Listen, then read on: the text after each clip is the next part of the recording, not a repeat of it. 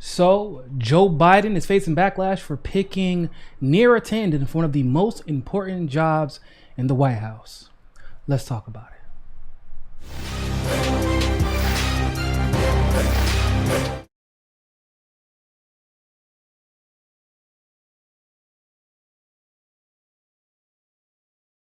White House budget and managing side. And this is actually one of the most important jobs in the White House. Let me go ahead and give you all a description of what this job would entail for Neera Tanden. It says that the OMB, so the Office of Management and Budget, carries out its mission through 5 critical processes that are essential to the president's ability to plan and implement his priorities across the executive branch: budget development and execution, management, including oversight of agency performance, human capital, federal procurement, financial management, and information technology. Yeah, I know. Regulatory policy, including coordination and review of all significant federal regulations by executive agencies, legislative clearance and coordination, executive orders, and presidential memoranda.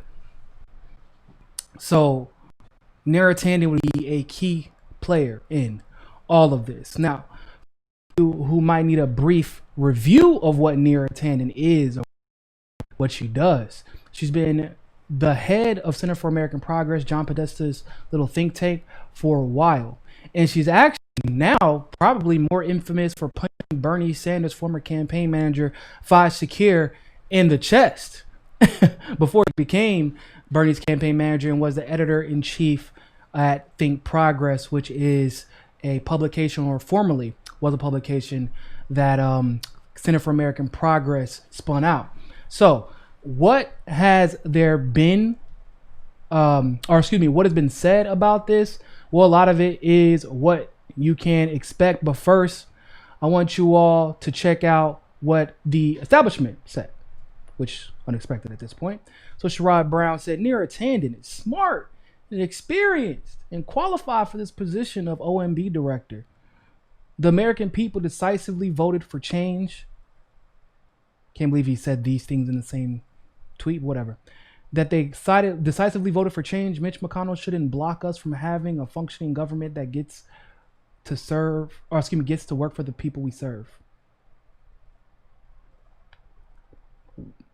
I'm not sure how those two things are related, but of course, Elizabeth Warren agrees. She says the establishment says I need to agree with something. Yeah, okay, I agree. Yeah, for sure. Yeah, Neera Tanden loves her some Elizabeth Warren.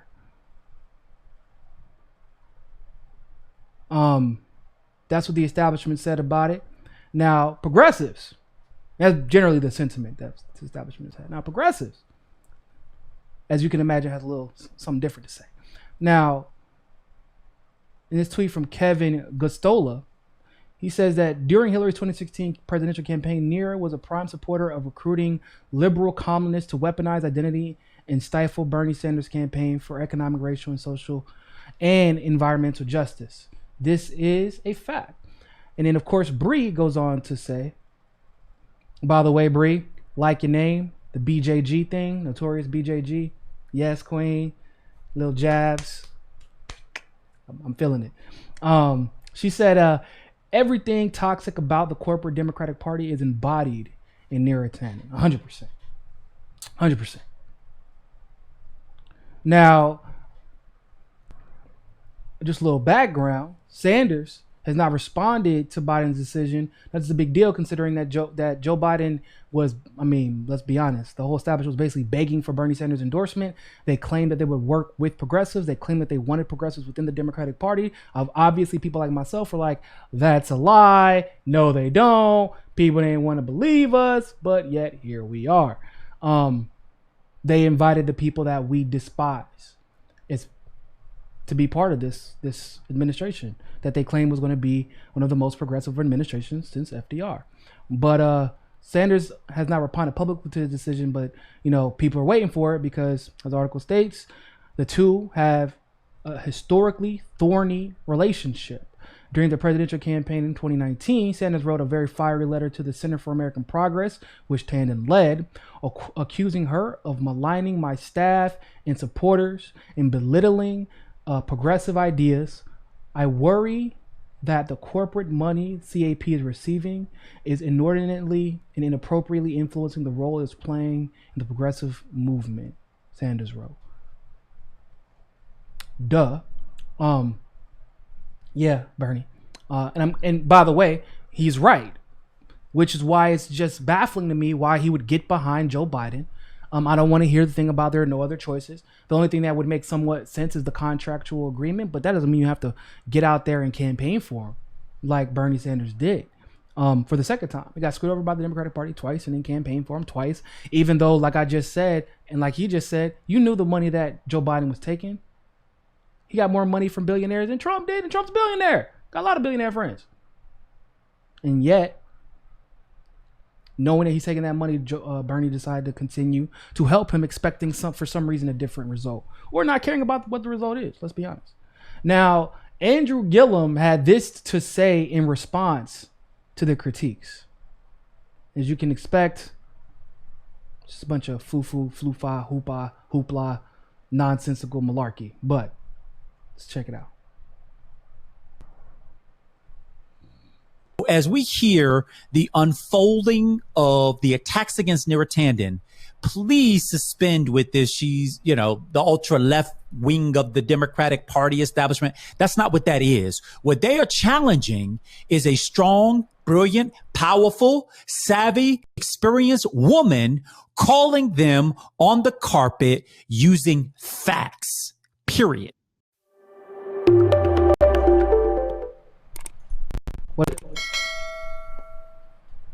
What does that even mean? What does that even mean? Like, so people are complaining about the fact that she literally punched her former editor-in-chief in the chest for suggesting progressive policies. That, like, she's been vitriolic towards not only Bernie Sanders, but literally everyone who even thought about supporting Bernie Sanders. Don't get me started on the way that she's treated Tulsi Gabbard. Went from being one of her biggest fans about 2014, a little bit before, to hating everything Tulsi stands for until, of course, the moment Tulsi decided to drop out the race and then subsequently endorse Joe Biden. Then all of a sudden, actually, now I think about it, I kind of like Tulsi. This has zero to do with race. Most people have no idea what Neera Tanden is. I mean, we know she's Indian. Like, she's Southeast Asian. But most people don't know nor care about her culture or background. Right? And, like, also I think we should be perfectly clear. Like, when we're talking about stepping stones, and yeah, there are levels to this, right? There are levels to the type of discrimination you can face. But, like, as a fairer skinned black man, I can also tell you all that because of the patriarchy, there are certain privileges within racial inequity, right? So as a black man of a lighter skin tone, like, I have certain privileges even as a black man. Neera Tanden, being Indian, coming from that background, coming from a relatively well-off family from India, like, Indians have not been treated systemically the same way, like even darker Indians. They have not been treated systemically by America's system as some other ethnicities or some other nationalities may have been treated. They do have discrimination, but, like, it's not the same. It's just, like, you can't compare, for example, the racism that is being claimed to have been that Neera Tanden experience. I've just never heard anything say anything. I haven't even heard any dog whistles about Neera Tanden. Like, y'all know how I feel about AOC. I'm not really fond of her, but, like, at least I can say, even though it's irritating, but AOC has experienced some type of racism and sexism, and a lot of it, like, to be fair, like, it's a lot of racist dog whistles. A lot of them. Okay, cool. Even sexist dog whistles. Tulsi obviously has experienced this. Bree has experienced this. Nina Turner has experienced this. Neera has never, at least not from the criticisms that I have seen. No one is saying, like, so there are some, like, tropes that are associated with some ethnicities and cultures. Y'all know there's some stereotype. Like, no, did somebody call Neera Tanden loud? Oh, she's just so loud and obnoxious. No, even though that is a trope that is oftentimes associated with women of color who are outspoken. That's not what people said about her. People were naming very specific instances. Very, very specific instances. Right? Don't come in here with that nonsense, Andrew Gillum. But I will say this. I feel like the only time that Andrew Gillum gets paraded out by the Democratic Party and gets told to make all his little media rounds, same thing with Stacey Abrams. It's for the same reasons that the GOP will parade Candace Owens or Ben Carson on any given day, because the moment that it's time to pretend like they care about issues of race, or when it's time to weaponize race for their own party's agenda, all of a sudden they pick out their 2 or 3 compliant black people or minorities in order to do so. But nobody really cares about you, Andrew Gillum. You're kind of a loser, even though you had a race where you just had to lose it, and you did. Like, you had all the momentum in the world, and you had all the excitement in the world, and you decided, you know what, let me just not support Medicare for all.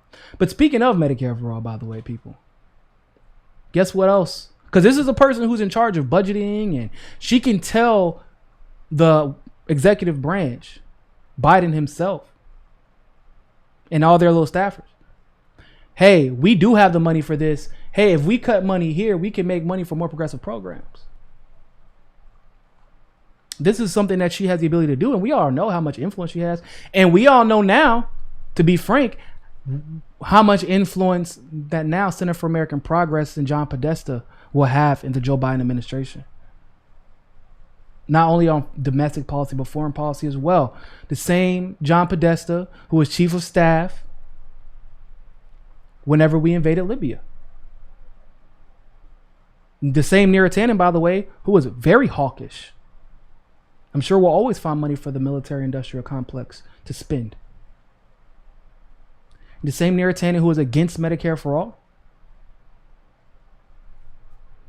One of Bernie's former New Hampshire staffers has some very interesting to say. He said it's like putting Chelsea Clinton in the office, said Kirk Ehrenberg. All right, he says like putting Chelsea Clinton in office. He says she's clearly not a friend of the Sanders wing of the Democratic Party. And obviously this is the case, but I think it's like putting Chelsea Clinton in office in another sense as well. This is like putting Chelsea Clinton in office because, like let's be clear, whose influence is Neera Tanden primarily under? The Clintons. What do you want to call it? Clinton Global Initiative, Clinton Foundation, Clinton former Secretary of State, Bill Clinton, Center for American Progress, which is ran by John Podesta, which is basically a Hillary Clinton think tank. So, like, yeah, he is right. And I'm pretty sure that's what he was suggesting without trying to directly suggest it, to be honest. But this is exactly what Americans voted against in 2016, people. This is exactly what Americans voted against, which is a return to normalcy. The brunch brigade is back, and Biden is leading the charge. But once again, we're going to call spades out here, but don't pretend to be, if you voted for Biden and you said that at least he's better than Trump, which once again, just if we're going to go policy for policy, that's not actually true. He's nicer, I guess. He's more civil, more civilized. Not even necessarily more civil. He's more civilized, I guess. More palatable to the average American. But policy for policy, he's not even better than Trump. He wants to go to war with North Korea. He wants to go stay in Afghanistan. He wants to expand operations in Syria. Trump wants none of those things. He wants to go to war with Russia. Wants to ramp up tensions with China. So we can't be surprised once again. We now, all of us, but you are getting what you voted for, what you advocated for. You can't pretend like a lot of people were saying, because this is why I decided not to vote third party, right? Oh, well, no, it's a vote. If you vote third party, it's a vote for Trump. Okay, well then by that standard, a vote for Joe Biden is a vote against third parties, a vote against progress, a vote against election integrity, a vote for censorship, a vote for Neera Tanden, a vote for Hillary Clinton's staff, a vote for Citigroup, a vote for Wall Street, a vote for the military-industrial complex. People say, well, what were our choices then? Your choice was to fight, organize. Your choice started years before this election took place, even before COVID, even before the primary, really. But definitely during the primary, you could have been putting in the work in on the ground to make sure we don't have a Joe Biden presidency. And that's more than just voting, more than just getting out the vote, making sure your vote counts, ringing the alarm on election integrity issues, voting machines, things like that, exit polling problems. I mean, our elections are an embarrassment, and yet people wanted to pretend like it wasn't, because it's taboo for some reason to say that the election system that is primarily owned and operated by the Democratic Party is corrupt, even though the Democrats admitted in a court of law. Yeah, we can rig elections when we feel like it, and y'all can't do anything about it. So, but this is the result. More Neera Tandens, more John Podestas. This is what we're going to continue to see. So love to know what your thoughts are about this. Like this video, share this video, leave a comment below. But always remember, more than anything else, find your balance. Peace.